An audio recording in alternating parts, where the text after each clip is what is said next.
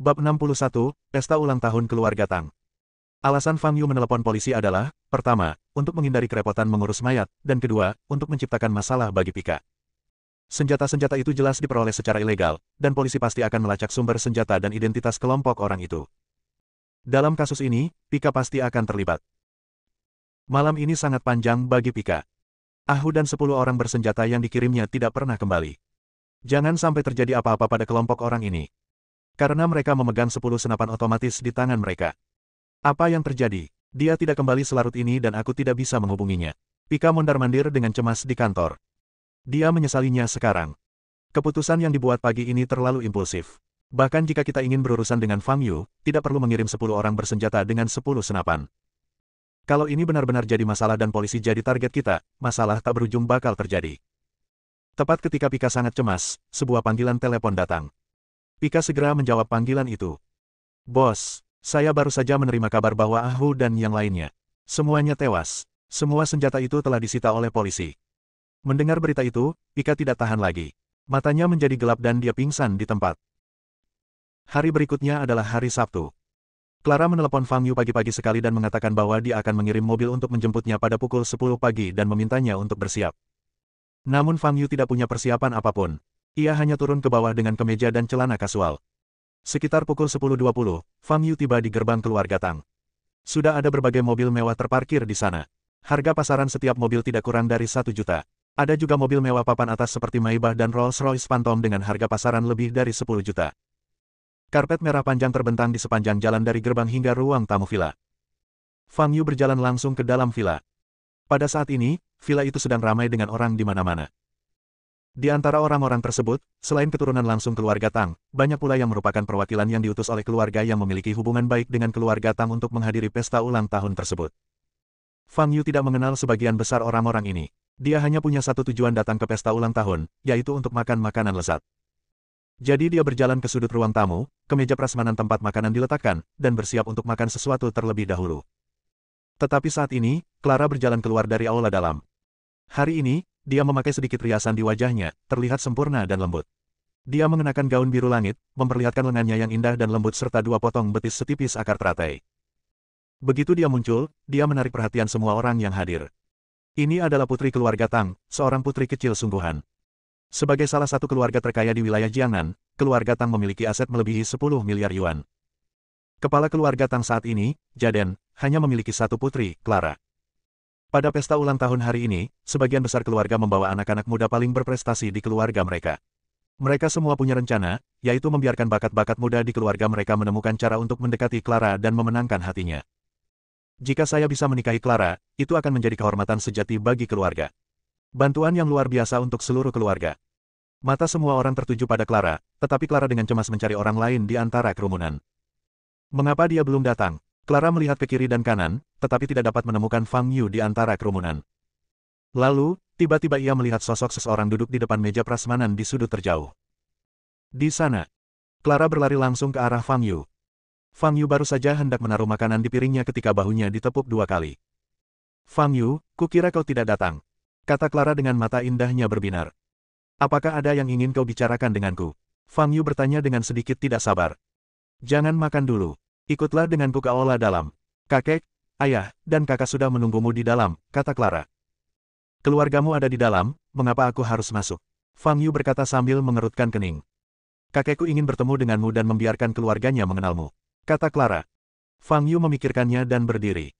Bagaimanapun, hari ini adalah pesta ulang tahun Tuan Tang. Karena dia ada di sini, kita harus memberinya penghormatan yang pantas. Di bawah pengawasan orang banyak, Fang Yu mengikuti Clara ke aula dalam. Semua orang tercengang. Bagaimana putri kecil keluarga Tang bisa begitu dekat dengan seorang pemuda yang bahkan tidak mengenakan pakaian resmi? Dan membawanya ke aula dalam. Aula dalam adalah tempat yang hanya bisa dimasuki oleh keturunan langsung keluarga Tang. Mungkinkah pemuda itu adalah pacar Clara? Bagaimana itu mungkin? Mereka telah menyelidiki sebelumnya dan menemukan bahwa Clara saat ini tidak memiliki pasangan romantis. Fang Yu mengikuti Clara ke aula dalam. Ada 2 baris orang yang duduk di kedua sisi, semuanya adalah keturunan langsung keluarga Tang. Tuan Tua Tang duduk di posisi tengah di depan. Dr. Fang, Anda di sini. Ketika dia melihat Fang Yu, Jaden berdiri terlebih dahulu dan berjalan ke arahnya. Orang lain yang duduk di kedua sisi memandang Fang Yu dengan rasa ingin tahu. Apakah ini hanya seorang pemuda biasa, dokter ajaib Fang yang disebutkan oleh Jaden? Apakah dialah yang berhasil membuat kondisi Tuan Tang membaik? Bukankah ini terlalu mudah? Dari sudut pandang manapun, dia tidak tampak seperti dokter ajaib dengan keterampilan medis yang luar biasa. Namun tak seorang pun akan mengucapkan hal tersebut dengan lantang, sebagian besar orang hanya akan mengeluh dalam hati. Dokter Ilahi Fang. Pada saat ini, seorang pemuda tampan juga maju ke depan. Fang Yu mengenalinya, dia adalah Zaki yang ditemuinya di luar pondok jerami Zubar hari itu. Ketika Zaki melihat Fang Yu saat ini, matanya penuh rasa hormat. Dia tahu semua yang dilakukan Fang Yu. Dia tidak hanya menyelamatkan Tuan Tang, tetapi juga menyelamatkan Clara. Oleh karena itu, di mata Zaki, Fang Yu yang terlihat lebih muda darinya bagaikan seorang dermawan. Fang Yu mengangguk pada Zaki, lalu menatap Tetua Tang dan berkata, "Tetua Tang, aku berharap kamu panjang umur." Ketika mengatakan ini, Fang Yu merasa sedikit aneh. Lagi pula, satu-satunya orang yang benar-benar dapat mewujudkan kalimat ini adalah dirinya sendiri. Tuan Tang tersenyum dan berkata, "Dr. Fang, kemarilah duduk di sebelah saya." Selagi dia bicara, Tuan Tang menunjuk ke arah kursi di sebelahnya. Melihat ini, wajah anggota keluarga Tang di kedua belah pihak berubah. Penataan tempat duduk di aula dalam sangatlah khusus. Semakin tinggi status seseorang di keluarga Tang, semakin dekat pula ia dengan Tuan Tua Tang. Jadi Jaden duduk di barisan terdepan, dan putra sulung Tuan Tang, Robert, duduk di barisan terdepan. Namun Tuan Tang juga menyiapkan tempat duduk tidak jauh darinya, yang berbeda dari tahun-tahun sebelumnya. Banyak orang yang sebelumnya masih berspekulasi, untuk siapa kursi itu. Baru sekarang aku sadar bahwa ini adalah kursi yang khusus disiapkan Tuan Tang untuk Fang Yu. Fang Yu adalah orang luar, tetapi tempat duduknya sebenarnya lebih dekat dengan kakek Tang daripada Jaden dan Robert. Ini menunjukkan betapa tingginya status pemuda ini di hati Tuan Tang. "Ayo pergi, kakek ingin kamu duduk di sana." Clara menarik tangan Fang Yu dan berkata dengan suara rendah. Fang Yu sebenarnya tidak ingin duduk karena dia sudah merasakan banyak tatapan aneh. Dia benci masalah dan tidak ingin terlibat dalam pertikaian internal keluarga Tang. Tetapi tidaklah tepat jika kami berbalik dan pergi saat ini. Jadi, dia berjalan ke tempat duduknya dan duduk. "Perkenalkan, ini adalah dermawan besar keluarga Tang, Fang Yu." Tuan Tua Tang berkata sambil tersenyum, "Saya masih bisa duduk di sini dan berbicara dengan kalian, semua berkat dia. Kalau tidak, saya tidak akan bisa mengadakan pesta ulang tahun tahun ini." Jangan meragukan Dokter Ilahi Fang hanya karena dia terlihat muda. Dia adalah murid dari Dewa Pengobatan Agung Zubar. Keterampilan medis yang dimilikinya. Mendengarkan perkenalan Tuan Tang, Fang Yu merasa sedikit terdiam. Dia pasti telah mengatakan beberapa kali bahwa dia bukan murid Zubar, tetapi tidak seorang pun mempercayainya. Setelah Tuan Tang memperkenalkan Fang Yu, dia mengobrol sebentar dengan keluarga Tang, lalu naik ke atas untuk berganti pakaian dan bersiap untuk pertemuan. Ada orang yang datang ke pesta ulang tahun tanpa membawa hadiah ulang tahun. Mereka sangat menghargai keluarga Tang kita. Begitu Tuan Tang naik ke atas, Susan, yang duduk di barisan seberang, mendengus dingin dan berkata dengan penuh arti. Jelas saja, orang yang sedang dibicarakannya adalah Fang Yu. Wajah Jaden sedikit berubah, dan dia berkata, "Dr. Fang adalah dermawan keluarga Tang kita. Dia tidak perlu membawa hadiah ulang tahun saat datang ke pesta ulang tahun." "Kakak ipar, apa yang kamu katakan ini?" "Mingde, apakah kamu tidak tahu seperti apa kakak iparmu? Dia hanya tukang gosip, kamu tidak perlu memperhatikannya." Pada saat ini, Robert berbicara. Robert terlihat agak mirip dengan Jaden, tetapi ia mengenakan kacamata berbingkai emas dan temperamennya lebih feminin. Jaden melirik Susan dan tidak berkata apa-apa lagi. Robert menatap Fang Yu, matanya berbinar, dan berkata, "Dr. Fang, menurut ayahku, keterampilan medismu sangat hebat. Kebetulan aku punya beberapa masalah kesehatan. Bisakah kau membantuku memeriksanya?" Bab 62, ada yang salah denganmu. Setelah mendengar kata-kata Robert, semua orang di keluarga Tang menatap Fang Yu dengan tatapan tajam. Mereka juga ingin melihat apakah tabib Fang sekuat yang dikatakan Tuan Tua Tang. Sejujurnya, meskipun Tuan Tang banyak bicara, mereka masih tidak begitu percaya bahwa seorang anak muda yang masih duduk di sekolah menengah dapat memiliki keterampilan medis yang begitu maju. Lagi pula, jika dia memang sehebat itu, mengapa aku belum pernah mendengar namanya sebelumnya? Fang Yu menatap Robert, menggelengkan kepalanya dan berkata, "Tidak." Robert tersenyum dan berkata, "Apakah kamu ingin membayar? Aku bisa membayarmu sebanyak yang kamu mau." Fang Yu menggelengkan kepalanya lagi dan berkata, "Bahkan jika aku membayar, itu tidak akan berhasil." "Haha, kurasa ada orang yang takut ketahuan dan tidak berani menolongmu," kata Susan sinis. Melihat pasangan itu menyanyikan lagu yang sama, wajah Jaden menjadi pucat dan kemarahan membara di hatinya. Ketika mereka masih muda, Jaden dan Robert memiliki hubungan yang sangat baik. Tetapi sejak Robert menikah, hubungan mereka malah makin memburuk. Kemudian, Tuan Tang menyerahkan posisi kepala keluarga kepada Jaden, dan hubungan antara keduanya menjadi sangat buruk. Robert akan menentang Jaden dalam hampir semua hal. Setiap kali keluarga mengadakan pertemuan, Jaden akan bertengkar hebat dengan Robert dan kemudian pergi dalam suasana hati yang buruk. Untuk menyelesaikan masalah ini, Tuan Tang melambaikan tangannya dan langsung memindahkan Robert ke perusahaan cabang yang jauh di kota Jiangyuan. Hal ini mengurangi ketegangan dalam keluarga Tang. Sebelum pesta ulang tahun ini, Jaden dan Robert tidak bertemu selama hampir setengah tahun. Jaden awalnya mengira Robert akan berubah, tetapi tak disangka dia malah menjadi lebih buruk. Fang Yu adalah dermawan keluarga Tang, dan bahkan Tuan Tang sangat menghormatinya. Namun, bagaimana mungkin Robert dan istrinya berani berbicara kasar kepadanya? Benar-benar tidak bisa ditolerir. Jaden segera berdiri, menatap Robert, dan berkata, "Saudaraku, saya harap Anda dapat menghormati Dr. Fang." "Mingde, bagaimana mungkin aku tidak menghormati Dr. Fang? Aku memang punya beberapa masalah kesehatan, dan aku ingin dia membantuku melihat apa yang salah." "Apakah ada masalah?" Robert mengerutkan kening dan berkata, "Menurutku kamu hanya mencari masalah." Jaden sangat marah hingga dia mengepalkan tangannya dan wajahnya menjadi pucat. Kalau saja hari ini bukan hari ulang tahun Tuan Tang, tetapi sedang berada di meja rapat, dia pasti sudah mengumpat. Dia adalah orang yang lembut dan tenang dalam kehidupan sehari-harinya. Tetapi saat bertemu Robert, emosinya bagaikan tong mesiu yang siap meledak. "Hei, Robert, berhenti bicara. Yang lain sedang mengincarmu. Apa yang bisa kau lakukan?" "Mengenai dokter ajaib itu, menurutku dia biasa saja. Membantu orang tua itu menyembuhkannya mungkin seperti kucing buta yang menangkap tikus mati." Susan di sampingnya berkata dengan nada sarkastis. Faktanya, Robert dan istrinya tidak peduli apakah Fang Yu memiliki kemampuan nyata atau tidak. Mereka hanya tahu bahwa Fang Yu sekarang memegang kedudukan yang sangat tinggi di benak Tuan Tang. Dan Fang Yu sangat dekat dengan Jaden, jadi dia dianggap berada di pihak Jaden. Dalam kasus ini, mereka harus mengambil tindakan, jika tidak, mereka tidak akan punya suara dalam keluarga Tang di masa mendatang. Sebenarnya, aku belum pernah mendengar bahwa Dewa Pengobatan Zubar memiliki murid. Terlepas dari apakah dia murid Dewa Pengobatan atau bukan, jika keterampilan medisnya benar-benar hebat, mengapa dia masih belum dikenal?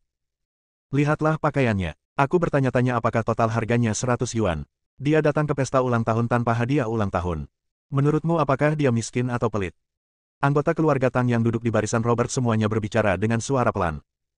Suara mereka sangat rendah sehingga orang-orang di pihak Jaden tidak dapat mendengarnya, tetapi Fang Yu mendengarnya dengan jelas. Tetapi Fang Yu tidak marah, dia menganggapnya sangat menarik. Tampaknya keluarga Tang terbagi menjadi dua faksi. Satu sisi dipimpin oleh Jaden, dan sisi lainnya dipimpin oleh Robert dan istrinya, membentuk tepat dua baris. Clara tampak tidak senang. Dia berjalan mendekati Fang Yu dan berbisik, "Fang Yu, biarkan aku pergi ke ruang tamu bersamamu." Pada saat ini, Susan melirik Clara dengan tatapan menggoda di matanya, dan berkata, "Mingde, aku bilang kalau kamu mengundang dokter ajaib itu kembali, kamu bahkan tidak akan kehilangan putrimu, kan? Biayanya terlalu tinggi." "Bibi." Zaki awalnya memang pemarah, dan dia tidak bisa menahan diri, jadi dia berjalan mendekati Susan. "Apa yang ingin kau lakukan? Kami para tetua sedang berbicara, apakah giliranmu untuk menyela?" Susan sama sekali tidak takut dan menatap Zaki dengan pandangan meremehkan. Zaki menggertakkan giginya karena marah, tetapi dia tidak berani melakukan apapun. Bagaimanapun, orang di depannya adalah bibinya. Wajah Jaden menjadi semakin jelek. Sebagai kepala keluarga, dia seharusnya memiliki hak bicara penuh dalam keluarga. Tetapi Robert dan istrinya bagaikan lalat yang tidak tahu malu, selalu menentangnya di depan umum dan tidak memberinya muka sedikitpun. Terutama dalam 2 tahun terakhir, apa yang dilakukan Robert dan istrinya semakin keterlaluan.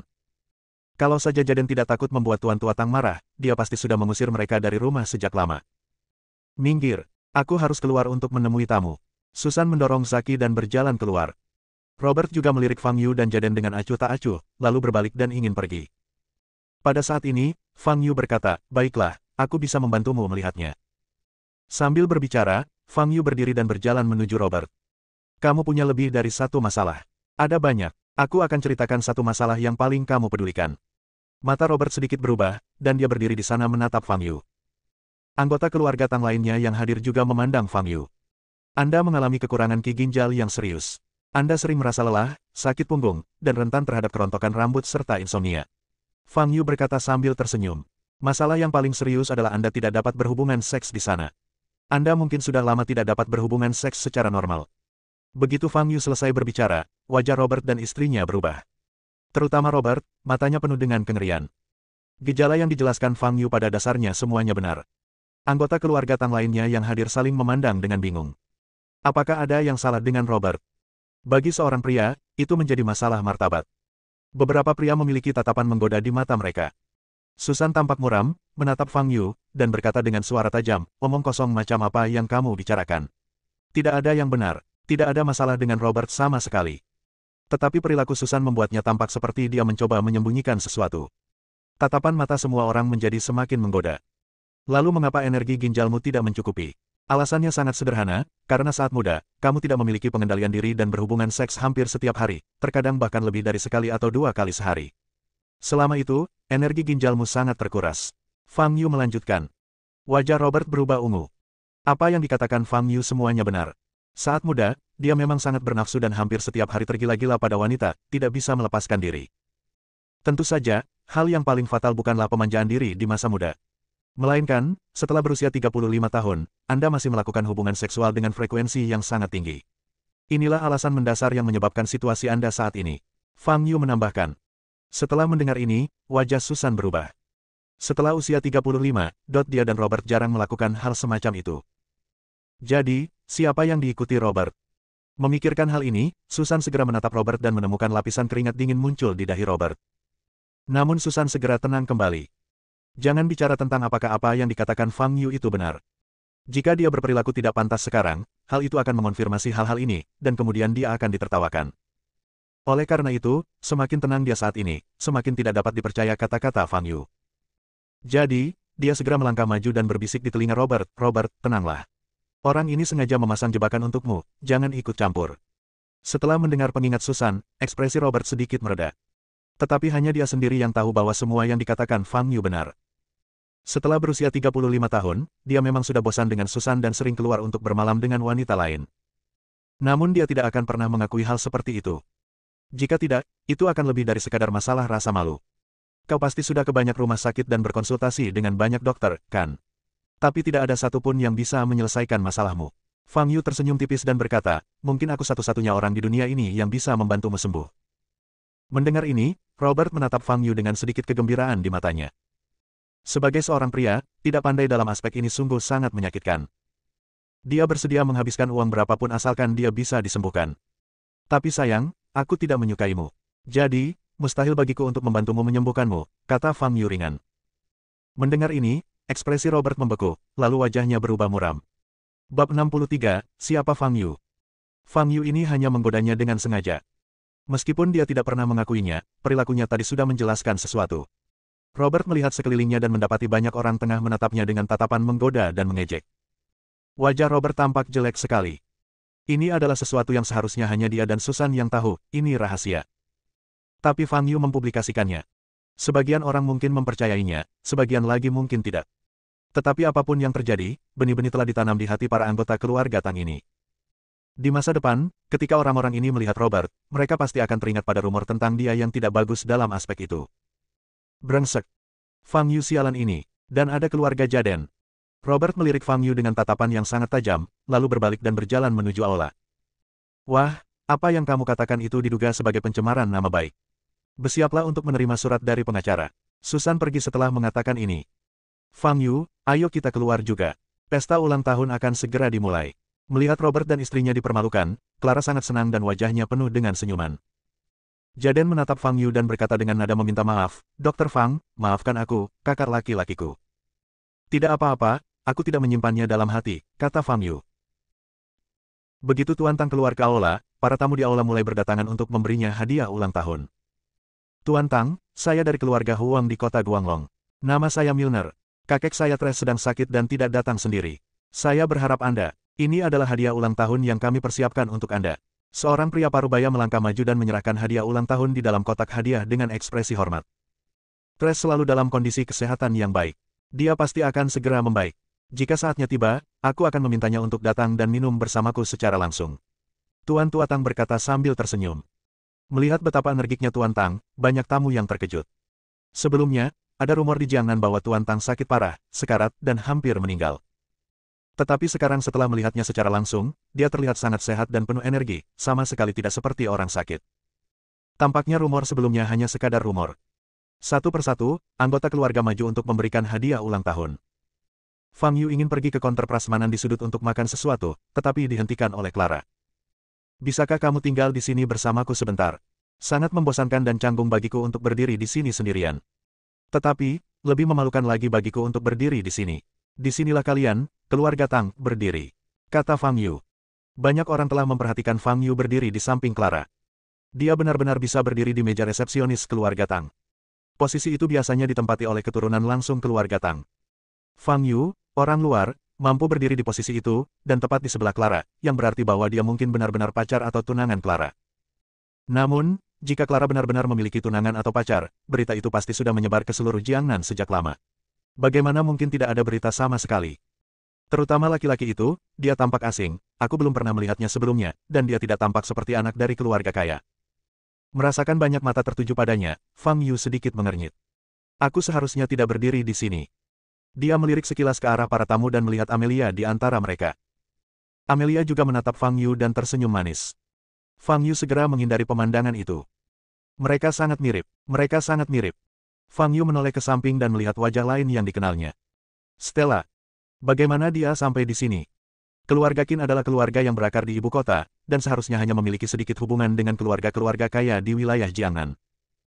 Tak lama kemudian, Amelia maju dan menyerahkan hadiah ulang tahun itu, sambil berkata dengan hormat, Tuan Tang, saya mendoakan keberuntungan Anda seluas Laut Timur, dan semoga Anda mendapatkan hari ini setiap tahun. Ini adalah buah persik ulang tahun emas yang telah dipersiapkan dengan saksama oleh keluarga Ji untuk Anda. Terimalah. Baiklah, aku pasti akan pergi ke rumahmu suatu hari nanti dan bermain catur 300 ronde dengan ayahmu.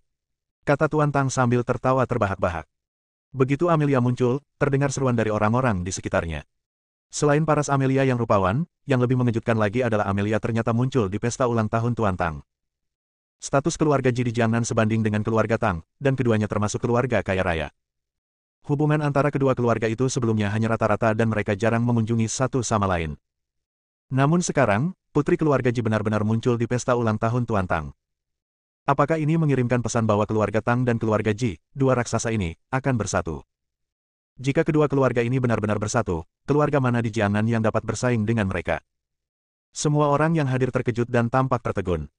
Stella adalah orang terakhir yang melangkah maju dan memberikan hadiah ulang tahun. Penampilannya juga menimbulkan keributan. Stella sangat cantik, wajahnya sempurna, kulitnya seputih salju, dan tubuhnya yang indah membuat banyak pria iri. Meski ia hanya mengenakan seragam kerja, ia menonjol dibanding 90% wanita yang hadir. Hanya Amelia dan Clara yang bisa menyaingi kecantikannya. Namun dalam hal aura, Stella lebih kuat dari dua lainnya. Dia hanya berdiri di sana, tetapi membuat orang lain merasa superior dan acuh tak acuh. Tuan Tang, ini adalah patung Buddha Giok yang diminta kakek saya untuk saya berikan kepada Anda. Saya berharap Anda selalu sehat dan diberkati selamanya. Stella berkata dengan sopan. Tuan Tang berdiri dan menerima hadiah ulang tahun itu dengan kedua tangannya. Ia berkata dengan hormat, terima kasih atas hadiahnya, Tuan Qin. Saya sudah lama tidak bertemu dengannya. Saya sangat merindukannya. Jika kesehatan saya membaik, saya pasti akan pergi ke Beijing untuk berterima kasih kepada Tuan Qin di masa mendatang. Tuan Tang sedang duduk untuk menerima hadiah ulang tahun, tetapi ketika menghadapi juniornya Stella, dia berdiri dan berbicara kepadanya dengan sangat hormat. Selain itu, Tuan Tang juga menyebutkan ibu kotanya. Mungkinkah wanita cantik ini adalah keturunan keluarga besar di ibu kota? Memikirkan hal ini, semua orang yang hadir memandang Stella dengan kagum. Keluarga-keluarga di ibu kota semuanya memiliki akar yang sangat dalam dan tidak boleh diprovokasi. Setelah Stella menyerahkan hadiah dan melangkah mundur, tiba-tiba ia melihat Fang Yu berdiri di sampingnya. Kok dia ada di sini? Sekilas ekspresi terkejut terpancar di mata indah Stella. Karena sopan santun, dia ingin menghampiri dan menyapa Fang Yu. Tetapi saat ini, Tuan Tang sudah memulai pidatonya. Terima kasih atas hadiah ulang tahunnya. Hari ini adalah ulang tahunku yang ke-74, Tang Changhai.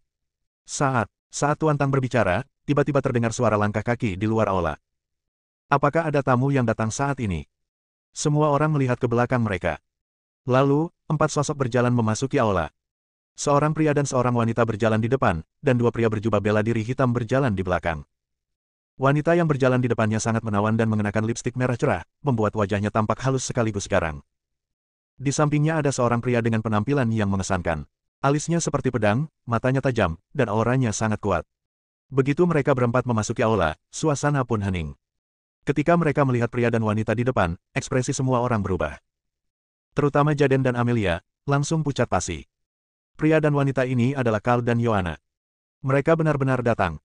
Keluarga yang mempunyai reputasi yang sangat buruk di wilayah Jiangnan karena cara-caranya yang ganas, kejam dan tidak teratur dalam melakukan segala sesuatunya. Namun, karena kinerja luar biasa dari generasi muda mereka, Yohana dan Carl, momentum perkembangan keluarga yang masih sangat pesat. 10 tahun yang lalu, keluarga yang hanya dapat dianggap sebagai keluarga kelas 1, tetapi sekarang, keluarga yang telah berhasil masuk dalam jajaran keluarga kaya raya. Tuan Tang, bagaimana mungkin Anda bisa melupakan keluarga yang kami saat Anda mengadakan pesta ulang tahun? Lagi pula, kita pernah bekerja sama sebelumnya. Yoana menatap Tuan Tang di depannya dengan senyum dingin di wajahnya. Jaden tampak muram. Ia melangkah maju dan berkata, Yoana, apa yang ingin kau lakukan? Hari ini adalah hari besar bagi keluarga Tang kita. Kau. Sebelum Jaden selesai berbicara, Kal melangkah maju. Suatu kekuatan yang sangat besar datang menimpanya, membuat Jaden langsung kesulitan bernafas dan tidak dapat melanjutkan berbicara. Kepala keluarga. Melihat ini, Simon di samping segera bergegas maju dan berdiri di depan Jaden. Seorang pendekar bawaan tingkat 8 berani maju. Ucap Kal dengan wajah sekeras besi. Dia mengulurkan tangannya dan mengipasi udara. Simon memuntahkan seteguk darah, terbang ke samping seperti layang-layang yang talinya putus, menghantam pilar batu dengan keras, dan jatuh ke tanah. Paman keempat, mata Clara memerah dan dia berteriak. Orang lain yang hadir semuanya terkejut dan tampak ngeri. Apakah ini jenius seni bela diri legendaris dari keluarga Yang, Kal? Kekuatan ini terlalu mengerikan. Aku khawatir sesuatu yang besar akan terjadi di keluarga Tang hari ini. Tatapan mata Kal setajam pedang. Dia melirik Jaden yang wajahnya pucat, lalu melihat sekeliling. Dia bertanya dengan suara dingin, siapa Fang Yu? Bab 64, Kekuatan Grandmaster. Aula keluarga Tang sunyi saat ini. Siapapun yang dilirik oleh Kal akan merasakan hawa dingin menjalar dari telapak kaki mereka, seolah-olah mereka tengah terjatuh ke dalam gua es. Momentum Kal sangat kuat. Pada saat yang sama, semua orang memiliki keraguan besar dalam benak mereka. Siapa Fang Yu? Mengapa dia memprovokasi keluarga Yang? Tuan Tua Tang menatap Kal, matanya penuh kengerian dan tubuhnya sedikit gemetar. Hari ini adalah ulang tahunnya yang ke-74, dan dia tidak pernah menyangka akan menghadapi situasi seperti ini. Melihat tak seorang pun menjawab, Kal melangkah maju, menatap Jaden, dan berkata-kata demi kata, saya bertanya lagi, siapa Fang Yu? Dengan setiap kata yang diucapkan Kal, tekanan pada Jaden bertambah kuat. Jaden tidak pernah berlatih seni bela diri dan hanyalah manusia biasa. Bagaimana dia bisa menahan tekanan dari seorang ahli seni bela diri? Kakinya gemetar hebat dan dia bisa saja terjatuh ke tanah kapan saja. Yoana, yang berdiri di samping Kal, memandang Jaden dengan jijik dan berkata, Tuan Tang, serahkan orang itu. Saya jamin tidak akan terjadi apa-apa padamu. Pembuluh darah muncul di dahi Jaden dan dia berkeringat deras, tetapi mulutnya tetap tertutup rapat dan dia tidak mengatakan sepatah kata pun. Kal melangkah maju dan berkata dengan dingin, kamu, keluarga Tang, tidak bisa melindunginya. Jaden tidak dapat bertahan lagi. Dia berteriak, berlutut dengan satu kaki, giginya bergemeletuk, dan seluruh tubuhnya gemetar. Kal melihat sekeliling lagi, senyum kejam muncul di wajahnya, dan dia berkata, Tuan Tang, saya benar-benar tidak ingin menggunakan Anda sebagai kambing hitam. Sambil berbicara, Kal mengangkat tangan kanannya. Aku di sini. Apa ada yang ingin kau bicarakan denganku? Pada saat ini, terdengar suara laki-laki malas dari kerumunan. Mendengar suara itu, Kal segera melihat ke arah Fang Yu berada. Merasakan tatapan dingin Kal, orang-orang yang berdiri di depan Fang Yu merasakan hawa dingin menjalar ke seluruh tubuh mereka. Karena takut akan terlibat, mereka pun segera menyingkir. Segera, Fang Yu dan Clara menjadi satu-satunya yang tersisa di lokasi Fang Yu. Wajah Clara pucat dan dia tidak bisa berhenti gemetar. Thomas dipukuli seperti itu oleh Fang Yu. Kal pasti tidak akan membiarkan Fang Yu pergi dengan mudah hari ini. Pada saat ini, mata Kal dan Fang Yu bertemu di udara. Mata Kal dingin dan tajam, bagaikan pisau, yang mampu menembus hati seseorang. Mata Fang Yu tampak acuh tak acuh, bahkan sedikit kosong, tanpa banyak emosi. Seorang pembudidaya dalam tahap pembangunan fondasi. Fang Yu sudah lama tidak berurusan dengan seorang kultivator pendirian fondasi. Kal memasuki tahap pembangunan fondasi saat usianya kurang dari 30 tahun. Di dunia saat ini, ia dianggap sebagai makhluk yang mengerikan. Namun, Fang Yu telah hidup selama hampir 5.000 tahun dan telah melihat terlalu banyak orang jenius. 4.000 tahun yang lalu, energi spiritual di bumi masih melimpah. Saat itu, ada banyak sekali orang jenius di dunia kultivasi, masing-masing lebih menakjubkan dari yang lain. Di setiap periode, akan selalu ada monster baru yang muncul. Ada orang yang mampu menembus tahap pembangunan fondasi setelah 1 tahun berlatih, ada yang mampu menyerap energi spiritual langit dan bumi pada usia 3 tahun, dan ada yang mampu naik menjadi abadi dalam waktu kurang dari 1.000 tahun berlatih. Fang Yu yang pernah mengalami era seperti itu, tentu saja memandang rendah Kal. Faktanya, bukan hanya Kal saja yang dipandang rendah oleh Fang Yu, tetapi semua praktisi di era ini. Apakah kamu Fang Yu? Kal menatap Fang Yu, sedikit mengernyit, dan bertanya. Ini agak berbeda dari apa yang dia duga. Fang Yu terlihat terlalu biasa. Terutama tubuhnya yang kurus, sama sekali tidak terlihat seperti prajurit bawaan. Dia hanya terlihat seperti siswa sekolah menengah biasa. Yoana memberitahunya bahwa Fang Yu dapat mengalahkan Grandmaster setengah langkah. Namun dilihat dari aura yang terpancar dari Fang Yu, dia hanyalah seorang pendekar bawaan tingkat kelima. Seorang prajurit bawaan tingkat kelima mengalahkan seorang Grandmaster setengah langkah. Perbedaan alamnya begitu besar, menurut pemahaman Kal, hal itu mustahil dilakukan. Apakah Anda menemukan orang yang salah? Kal melirik Yoana di sebelahnya, hanya untuk mendapati Yoana tengah menatap Fang Yu dengan tatapan penuh kebencian. Apakah ini benar-benar Fang Yu? Apakah Fang Yu ini yang memukuli saudaranya hingga lumpuh dan memaksa saudara perempuan serta orang tuanya takut pulang ke rumah? Wajah Kal berangsur-angsur menjadi suram. Namaku Fang Yu, kata Fang Yu sambil hendak melangkah maju. Namun, Clara di sampingnya menahannya dan berkata dengan suara gemetar, Fang Yu, jangan pergi ke sana. Fang Yu menoleh ke arah Clara dan mendapati wajahnya pucat dan matanya yang indah dipenuhi air mata. Aku akan baik-baik saja. Fang Yu menepis tangan Clara, lalu perlahan berjalan menuju Kal. Amelia, yang tidak jauh dari sana, melihat Fang Yu berjalan langsung ke arah Kal. Wajahnya menjadi pucat dan matanya yang indah penuh dengan kekhawatiran. Dilihat dari kekuatan Kal, dia mungkin telah mencapai tingkat Grandmaster. Jika Fang Yu menghadapinya secara langsung, dia mungkin. Stella, yang berdiri di arah lain, mengerutkan kening. Dia tumbuh dalam keluarga Qin dan telah bertemu banyak master bela diri. Dilihat dari metode Kal dan aura yang dipancarkannya, dia adalah seorang master bela diri. Bagaimana Fang Yu bisa memprovokasi orang sekuat ini? Terlebih lagi, dilihat dari penampilan Kal, dia tampaknya memiliki kebencian yang mendalam terhadap Fang Yu. Konsekuensi menyinggung seorang guru bela diri cukup serius. Hal yang paling merepotkan adalah Stella tidak bisa membantu Fang Yu sekarang. Dia datang untuk menghadiri pesta ulang tahun Tuan Tang hari ini dan hanya membawa seorang sopir. Pengemudi itu hanya memiliki kekuatan alam bawaan tingkat ke-11, jadi dia jelas bukan tandingan Kal. Apakah saya perlu mengungkapkan identitas saya? Menghentikan Kal menyerang Fang Yu. Tetapi cara tampil seperti ini adalah hal yang paling dibenci Stella. Setelah memikirkannya, Stella memutuskan untuk menunggu dan melihat untuk saat ini. Dia juga ingin memanfaatkan kesempatan ini untuk melihat kemampuan apa yang dimiliki Fang Yu sehingga membuat kakeknya Berlin sangat menghargainya. Fang Yu berjalan hingga jarak 2 meter dari Kal dan berhenti. Apakah orang itu Fang Yu? Dia ingin mati, kan? Beraninya dia berjalan di depan Kal. Kal penuh dengan aura pembunuh. Orang-orang lain di aula menatap Fang Yu dengan ngeri di mata mereka. Dia menatap Yoana yang berdiri di samping Kal dengan tatapan berbisa di matanya dan bertanya, apakah kamu Yoana? Ketika Yoana melihat Fang Yu, dia teringat pada laporan pemeriksaan fisik Thomas. Dia tidak bisa mengendalikan emosinya sama sekali dan berkata dengan kesal, Fang Yu, aku akan membalasmu 10 kali lipat atas luka yang diderita saudaraku. Thomas, dia belum mati, dia cukup kuat. Fang Yu berkata dengan senyum di wajahnya. Melihat senyum di wajah Fang Yu, Yoana merasa geram dan ingin mencabik-cabik wajah Fang Yu dan mencabut jantungnya. Mendengar pembicaraan keduanya, orang-orang di sekitar mereka dipenuhi rasa ngeri. Tampaknya Fang Yu melakukan sesuatu pada Thomas, yang menyebabkan balas dendam keluarga Yang. Kal sedikit mengernyit dan melangkah maju. Boom! Langkah ini, meskipun tampaknya ringan, menyebabkan seluruh aula bergetar. Aura yang sangat kuat meledak dari tubuh Kal dan menekan Fang Yu. Kekuatan Grandmaster. Jika seorang prajurit biasa menghadapi tekanan sekuat itu, ia akan roboh dan terjepit ke tanah, tidak bisa bergerak. Tetapi Fang Yu bersikap seolah-olah tidak terjadi apa-apa, dengan senyum tipis masih di wajahnya.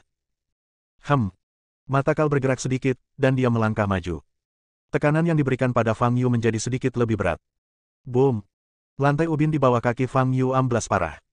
Betapa kuatnya tekanan itu. Ketika orang-orang di sekitar melihat kejadian ini, mereka merasa kedinginan. Kal terlalu kuat, begitu dahsyatnya hingga membuat takjub. Kebanyakan dari mereka telah berhadapan dengan prajurit bawaan, dan beberapa telah melihat keterampilan master setengah langkah.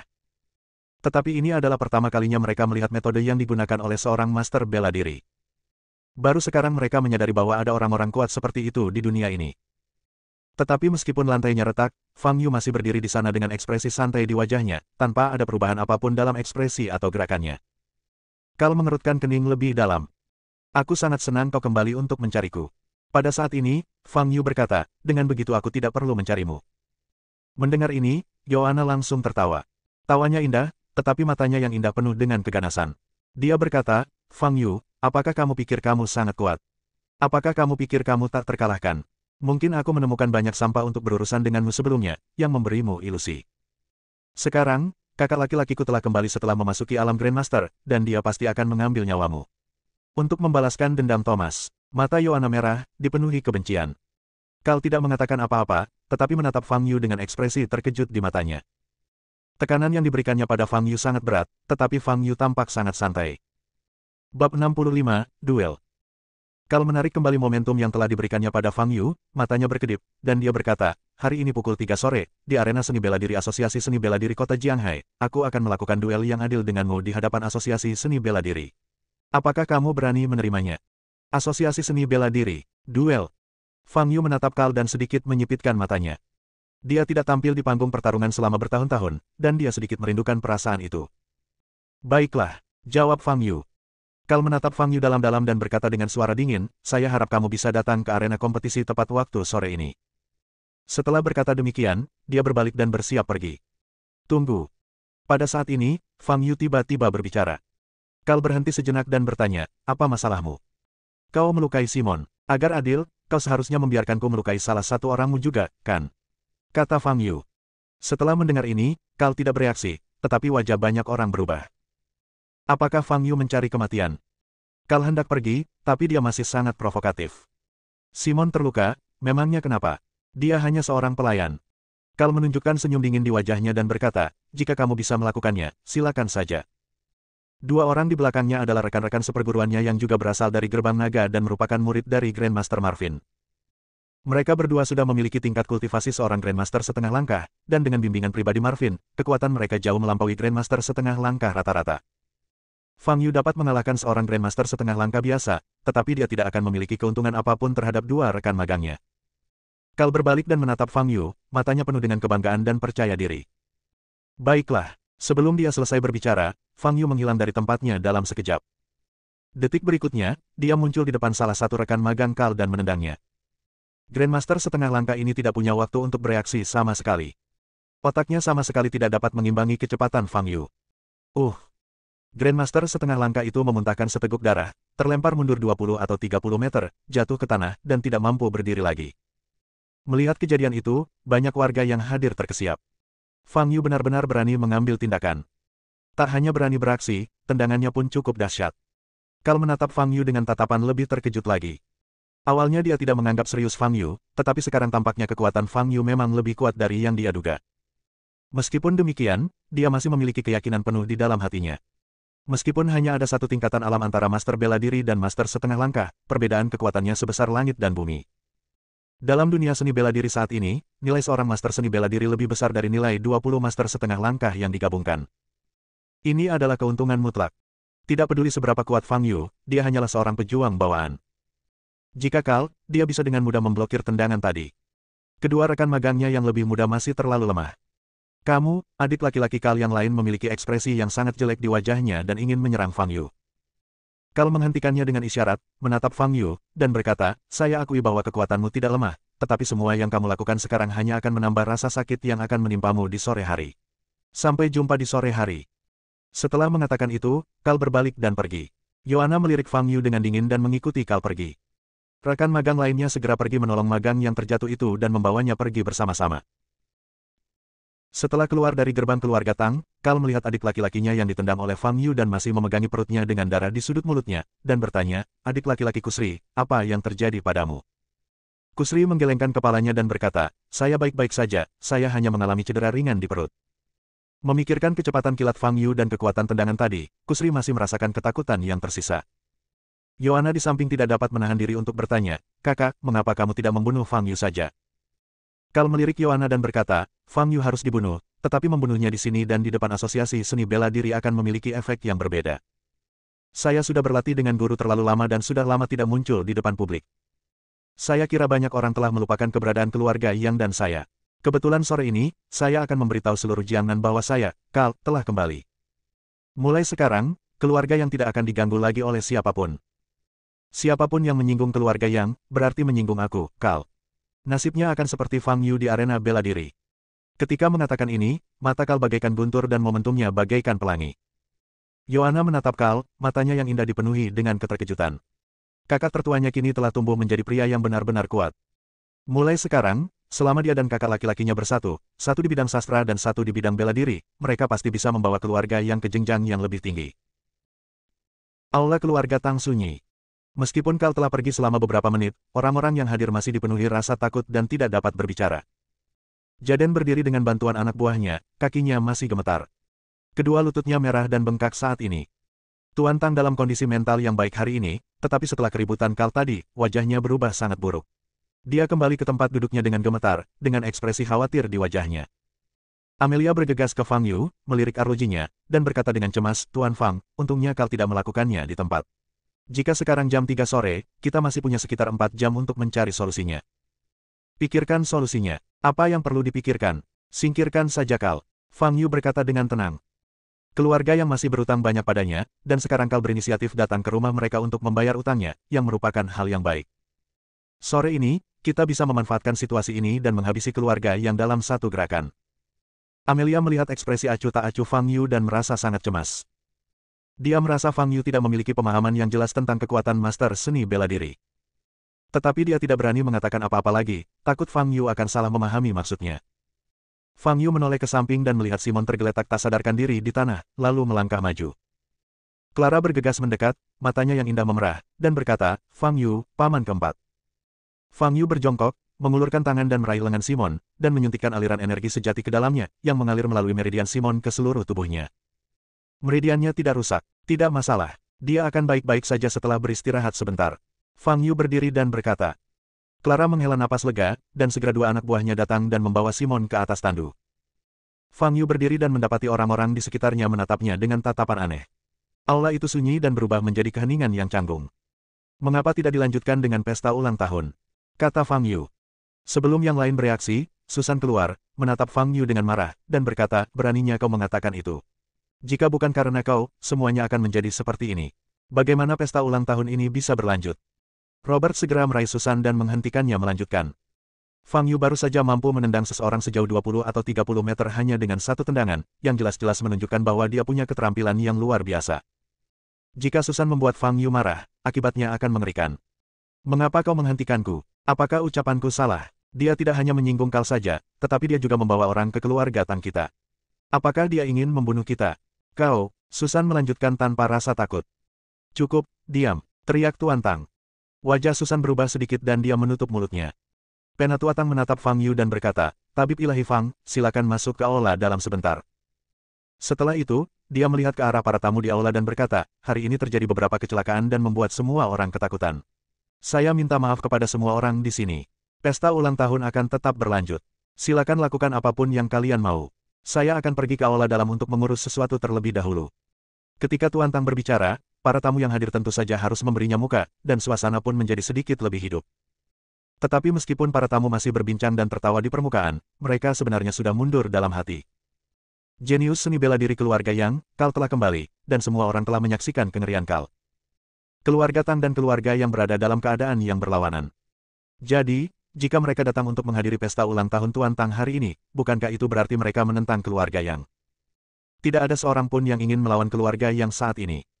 Kalau bukan karena pertimbangan muka, pasti banyak yang mau langsung pergi.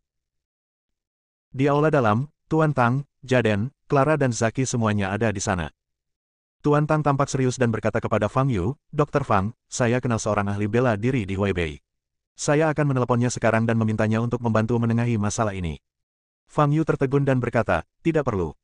Dr. Fang, Anda adalah dermawan keluarga Tang kami, dan karena keluarga Tang kamilah kami menyinggung keluarga Yang. Sekarang Anda dalam bahaya, kami hanya duduk di sana dan tidak melakukan apapun. Apakah kami masih layak menjadi manusia? Tuan Tua Tang menyela Fang Yu dan berkata dengan suara yang dalam. Bersambung.